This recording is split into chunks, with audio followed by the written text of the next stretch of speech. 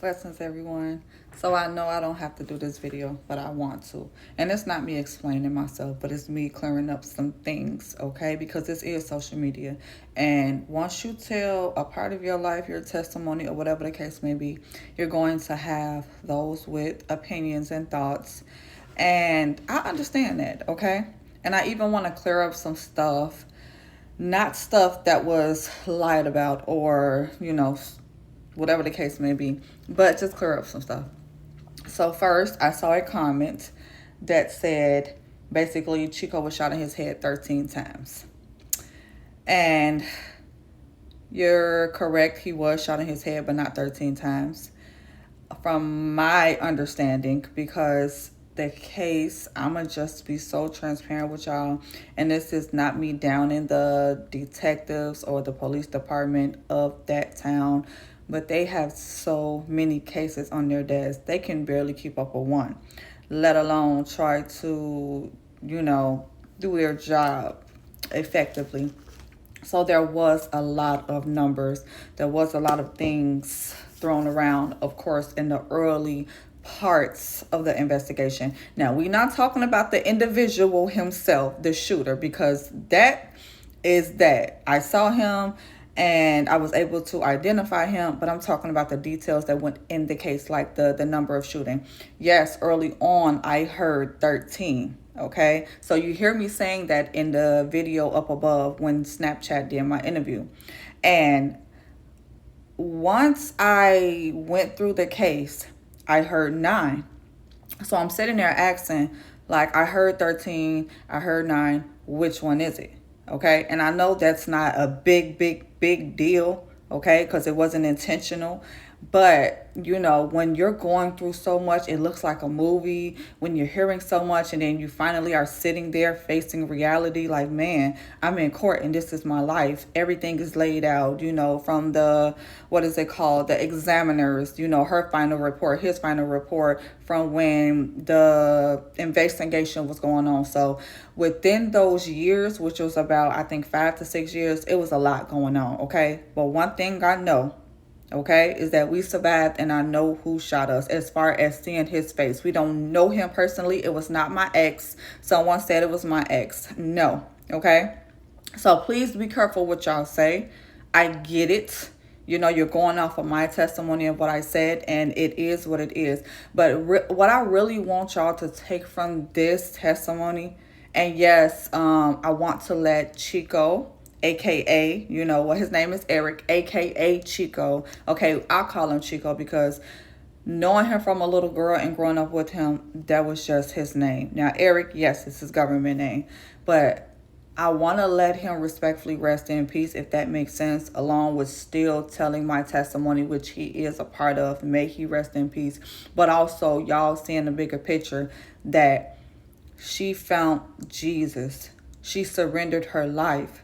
She went through some things. The enemy was trying to take her out. But now look at her and her beautiful children. So that's what I mainly want everyone to focus on and build their relationship with the Lord, so that when they do go with things, they can respectfully come on out on the other end, praising him, giving him all the honor and the glory. I don't know. Somebody said that he was into some stuff. I was very honest and transparent in the video and in my book and in most of the videos y'all saw. Yes, Chico had a past, as many of us do.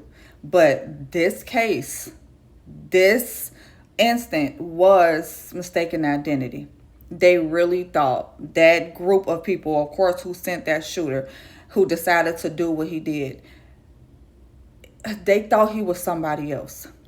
And the details in my book state, those beautiful findings that people came and gave me and said it was a mistaken identity. Cachet, I'm so sorry. One Facebook post broke it down. And unfortunately, because I ain't going to get too much into the court case, unfortunately, they would not go to court with me. Amen. And then it was even in a time where someone that I knew personally, of course, he was standing in a shop and overheard a conversation about the shooting. And of course, he didn't get no recordings or none of that. It was just him being at the right place at the right time, confirming what was already told to me. Now, No, at first I didn't know. Because why would somebody do this? What happened? So, yes, there was a lot of questions. But then as time went on, God was revealing things, bringing people. And the outcome is, well, the outcome going to blow your mind about the case. But like I said, we're not going to focus too much on that, but how what the devil meant for bad, God meant for good. And as long as you tell your testimony, man, it may save someone, it may bless someone, it may love someone. There are so many other things, and I definitely see y'all, I definitely hear y'all. But if you got anything negative to say, please just keep it to yourself. Yes, this is social media, I get it. But he has kids watching, he has children, and y'all gotta realize that when we're on the forefront, we're doing these interviews, we're nervous as well. Okay, yes, it's our truth, but we also have to explain things that we ain't even talked about in so long, dig things up from our past, and it is not easy. Okay, I respectfully have another interview coming up, and I'm praying about it now because, yes, my testimony is my testimony. The truth is the truth. But I just want someone to just feel it and hear it. And of course, to be spirit led, right? Because it's hard to go back 20 years, 30 years, however old you are, into your childhood and grasp things that you don't even want to talk about and not offend anybody, you know? But your truth is your truth. And then I even like heard in the spirit, okay, and bear with me with this. I understand that, Chico has people, his family, and I know it's a sensitive topic because it seems like it's being brought up time after time after time again, and respectfully, that's not the case. It's me having this beautiful testimony, of course, which was very traumatic. But at the end of the day, yes, him being part of it, his children being part of it, I and the baby surviving and living to say his name and to put love on his name and to remember the good times, okay? Because he was an amazing person. Just very lost, just very hurt, trying to figure it out, just like many of us are, okay? But this is not me explaining myself. This is not me trying to change details around, okay? This is me saying, hey, it's been 10 years. Everything ain't gonna be perfect. The court case, the details, the detectives, the families, my healing, my kids' journey. I have to respectfully put all that together and be honest and truthful, even with the details I have been given pertaining to, this and that, but not to the offender himself, okay?